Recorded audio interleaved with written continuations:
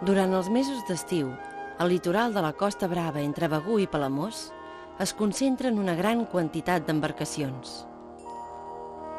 Llavors, aquesta costa perd el seu encant habitual i té molt poc a veure amb els paisatges idíl·lics i les imatges que ofereixen postals i revistes. Amb aquesta invasió, els banyistes són els més perjudicats. Les barques s'apoderen del seu espai tant a l'aigua com a la sorra.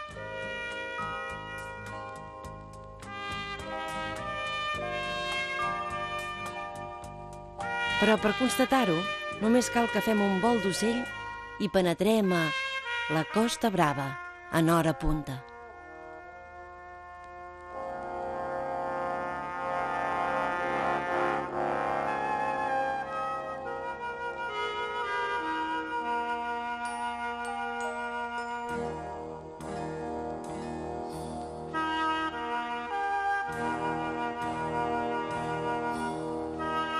A Sarriera, el pla d'usos de l'Ajuntament autoritza a ocupar gran part de la platja per la varada d'embarcacions.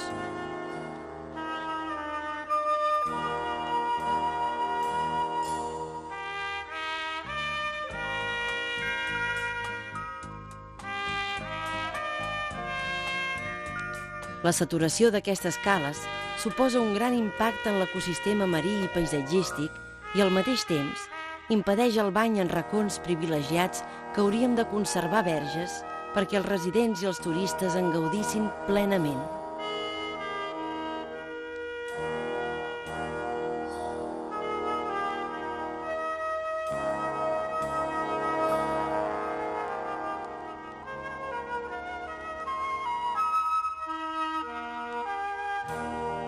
Fornells podria ser un paradís si no fos per totes aquestes taques blanques. A l'estiu, la badia és plena d'embarcacions i la zona de bany és insuficient.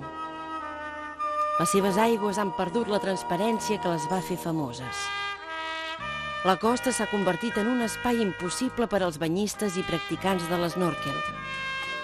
El trànsit constant d'embarcacions fa perillós aquest tipus d'activitats, ja que el camp de boies arriba fins a les mateixes roques.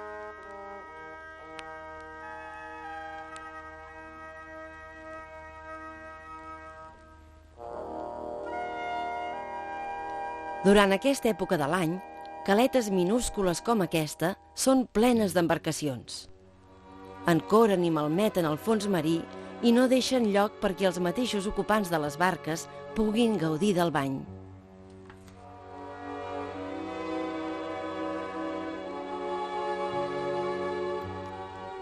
A Aigua Gelida, amb tal quantitat d'embarcacions, caldria un espai abalisat més gran per garantir la seguretat dels banyistes, ja que el que hi ha ara és molt reduït.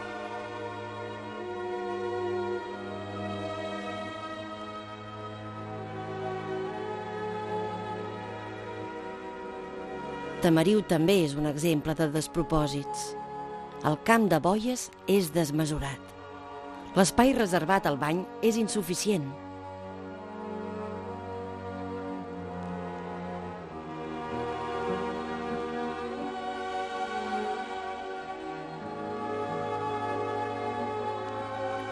Aquest és un altre dels llocs on generalment les barques s'hi amunteguen.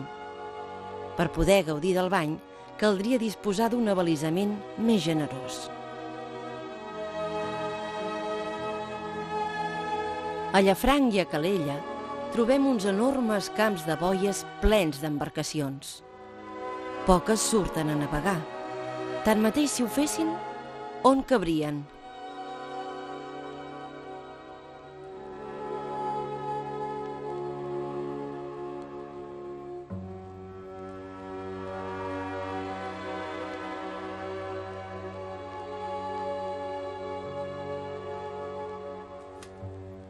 El Golfet, la Banyera de la Russa i el Vedell són altres racons privilegiats sense boies d'amarratge. Veient tot això, si aquesta ocupació fins a la costa no és un abús, què és? Per sort, hi ha municipis que han decidit regular d'una altra manera la seva costa. amb mesures més respectuoses amb tots els que en fan ús. La zona del Cap de Planes fins a Palamós està abalisada i permet un bany tranquil i segur. No podrien estar així totes les cales del litoral?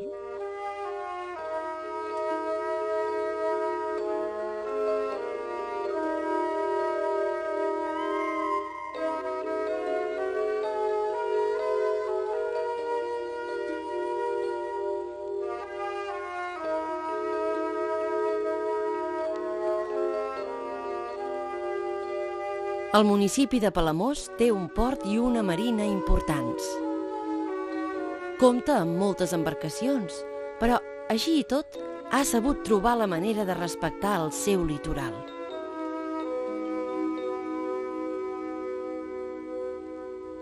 En canvi, la costa que va des de Torre Valentina a Roques Planes, que havia estat protegida durant molts anys, ara s'ha desprotegit. I això provoca greus problemes de convivència entre banyistes i embarcacions. Per fortuna, però, des de Roques Planes fins a Sant Feliu de Guíxols segueix havent-hi protecció.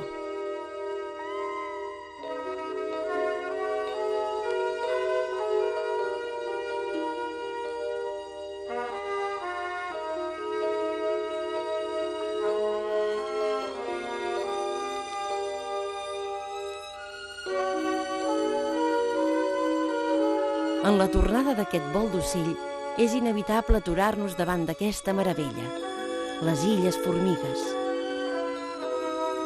Feu d'un ecosistema privilegiat, no tenen cap protecció especial i sense boies d'amarratge, les embarcacions que hi ancoren perjudiquen el fons marí.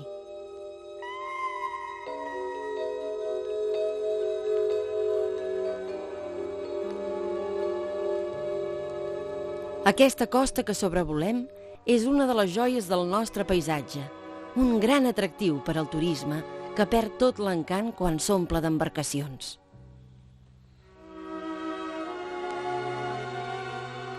És urgent repensar la nostra política turística i retornar el seu valor a aquest litoral tan malmès.